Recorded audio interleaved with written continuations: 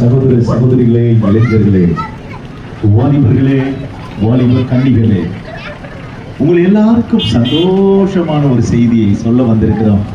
இயேசு உனக்காக, எனக்காக, நமக்காக பிறந்தார். இதை விட பெரிய செய்தி இந்த உலகத்தில் வேற ஒன்றும் இல்லை. ஏன் தெரியுமா நாங்கள் இப்படி வந்திருக்கிறோம்? நாம் எல்லாரும் பாவத்தை தொலைத்து சொர்க்கத்திற்கு அடையக்கூடிய ஒரே வழி இயேசு. இந்த இயேசு கிறிஸ்து ஜாதியை, மதத்தை பரப்புவதற்காக, உருவாக்குவதற்காக வந்தவர் அல்ல.